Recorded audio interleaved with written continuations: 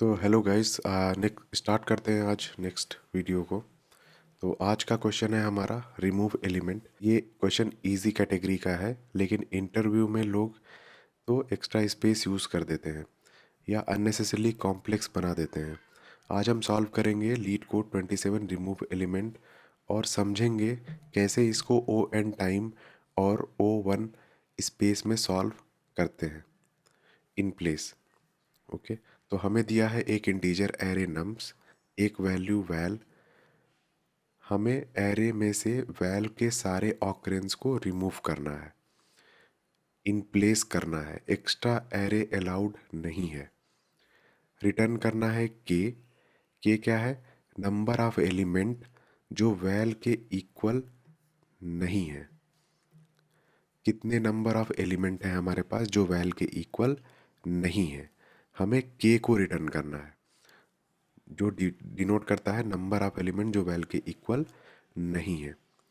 इसमें इम्पोर्टेंट क्या है? ऑर्डर चेंज हो सकता है। ऑर्डर चेंज होने का मतलब कि अगर हम बीच से वैल्यू को रिमूव करेंगे जो इस वैल के बराबर होगा, तो उसका ऑर्डर चेंज होगा।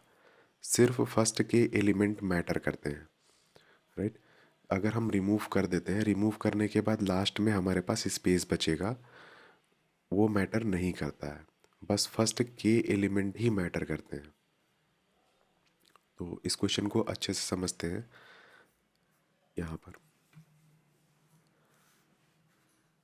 तो जैसे नम्स दिया हुआ है, नम्स में दिया है 3 2 2 3। तो बोल क्या रहा है कि यहाँ पे वैल अगर हमारा 2 दिया है, राइट? तो 2 अगर हम रिमूव कर देंगे तो हमारे पास कितने बचेंगे? क्या बचेगा? 3 बचेगा। तो केवल यही दोनों मैटर करता है, ठीक है? तो ये जो एरे हमारे पास बचेगा, हमें करना ये है कि 2 को हटाना है और ये भी 2 को हटाना है, और लास्ट में जो वैल्यू बच रहे हैं ना, उनको हमें लेफ़्ट शिफ्ट कर देना है सारे को, और हमें इन्हीं दोनों का लेंथ रिटर्न करना है। इन दोनों का लेंथ के कितना हुआ? 2 हुआ। तो यही हमारा आंसर हो जाएगा। यही करना है, ओके? तो इसको किस तरीके से करेंगे आइए देख लेते हैं। तो हमारे पास वैल्यू दिया हुआ है, तो इसको ब्रूट फोर्स करने का तरीका, ब्रूट फोर्स तरीके से भी हम कर सकते हैं। एक नया एरे बना करके उसमें सारे एलिमेंट को हम कॉपी कर सकते हैं, राइट? जो कि वैल के बराबर नहीं है। इस तरीके से भी कर सकते हैं, लेकिन वैसे हमें नहीं करना है, हमें ऑप्टिमाइज तरीके से करना है। तो इसका ऑप्टिमल अप्रोच क्या होगा? ऑप्टिमल अप्रोच हम 2 पॉइंटर के तरीके से करते हैं। किस तरीके से होगा बताते हैं हम आपको। जैसे यहाँ पर नम्स है,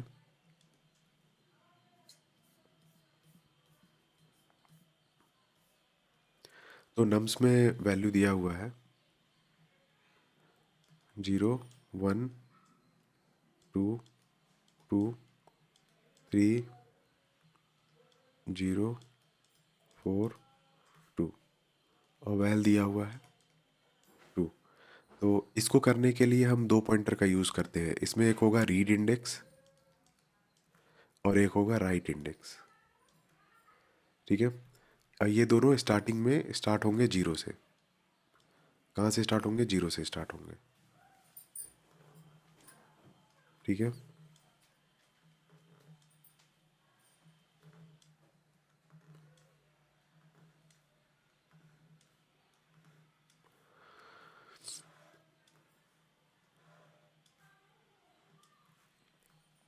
तो अभी हमारा राइट इंडेक्स 0 पे है और रीड इंडेक्स भी 0 पे है।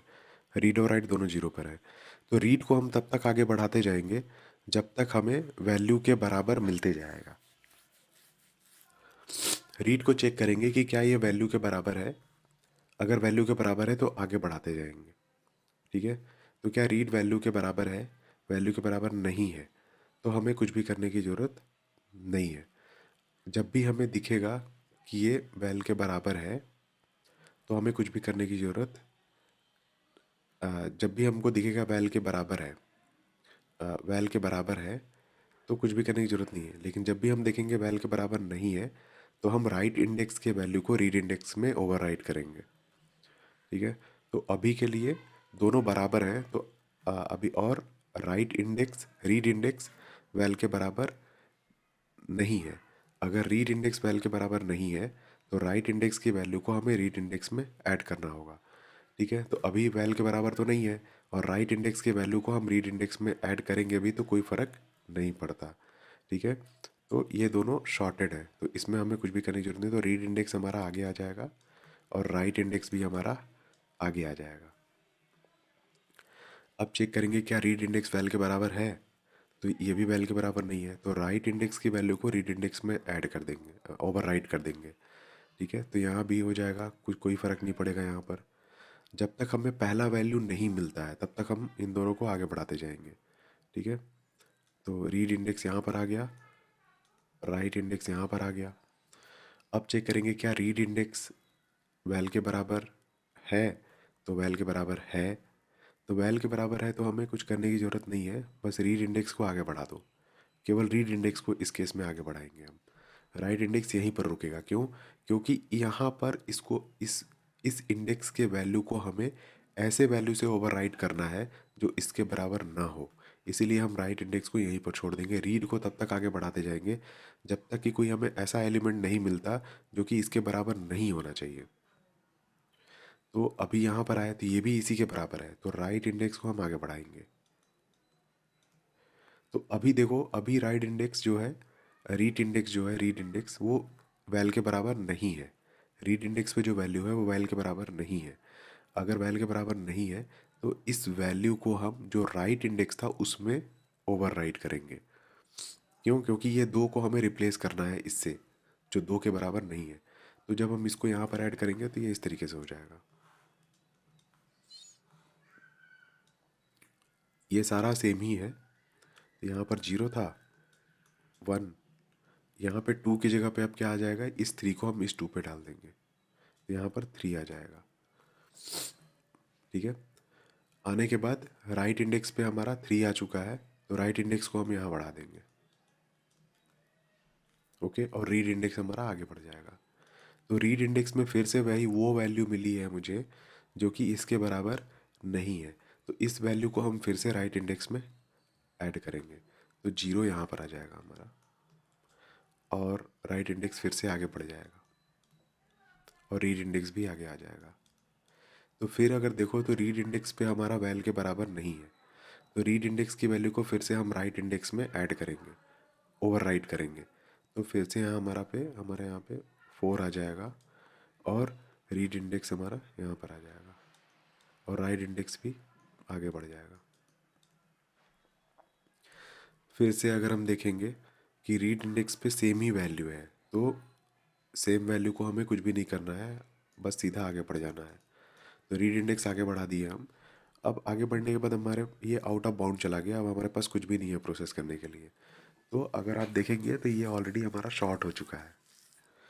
तो ये जो पहले था ये अब ऐसे बन चुका है, 1 के बाद ये 3 आ चुका है, यहाँ 0 आ चुका है और यहाँ 4 हो चुका है। मतलब जो हमारा पहले वैल्यू था वो अब सारे लेफ़्ट शिफ्ट हो चुके हैं। इस वैल्यू को हमने रिमूव कर दिया है। उसमें ऑलरेडी दिया है कि इधर की वैल्यू को हमें कंसीडर नहीं करना है, केवल हमें वो लेंथ भेजना है जो कि जहाँ तक कि हमारा वैल्यू है जो कि इसके बराबर नहीं है। तो अभी राइट इंडेक्स जो है ये हमारा आंसर हो जाएगा।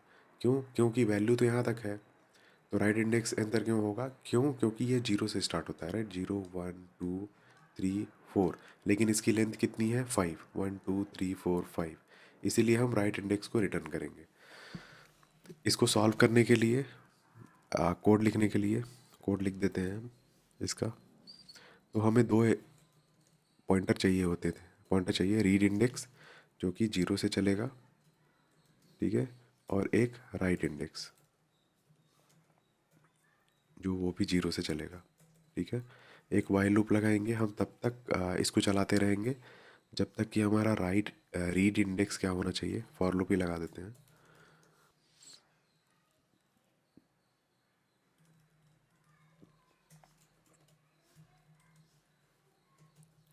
तो वाइल लूप हमारा रीड इंडेक्स तब तक चलता रहेगा जब तक कि नम्स के लेंथ के बराबर ना पहुंच जाए। नम्स के लेंथ से लेस देन 1 तक चलेगा। ठीक है,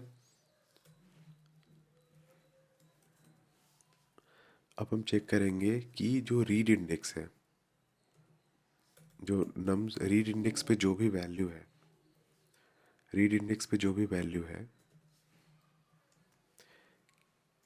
क्या वो नॉट इक्वल टू है वैल के।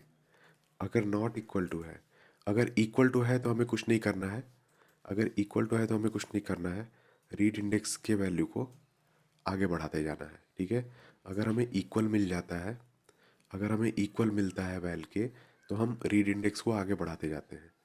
ठीक है, और राइट इंडेक्स को वहीं पर छोड़ देते हैं, ताकि हमें कोई ऐसा वैल्यू मिले जो कि उस वैल के बराबर ना हो, और फिर हम उसको उससे रिप्लेस कर दें। तो जब तक हमारा इसके बराबर है, तब तक हम आर आई को, रीड इंडेक्स को आगे बढ़ाते जाएंगे। और अगर हमें ऐसा वैल्यू मिला रीड इंडेक्स पे जो कि इस वैल के बराबर नहीं है, तो रीड इंडेक्स के वैल्यू को हम राइट इंडेक्स पे ओवर राइट कर देंगे। तो नम्स राइट इंडेक्स पे, अभी नम्स राइट इंडेक्स पे जो वैल्यू है, वो वैल्यू वैल के बराबर होगा, तो वो वैल्यू हमें नहीं चाहिए। तो उस वैल्यू पे हम नम्स राइट इंडेक्स के वैल्यू को ऐड कर देंगे, ऐड नहीं करेंगे, ओवर राइट करेंगे। ठीक है, और फिर लास्ट में राइट इंडेक्स को रिटर्न कर देंगे।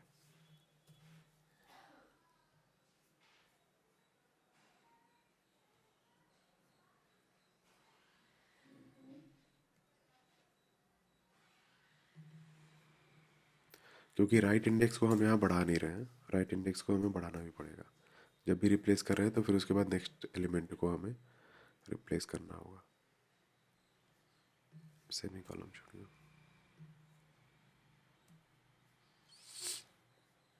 ये सबमिट हो चुका है और आई थिंक ये सक्सेस हो चुका है इसमें।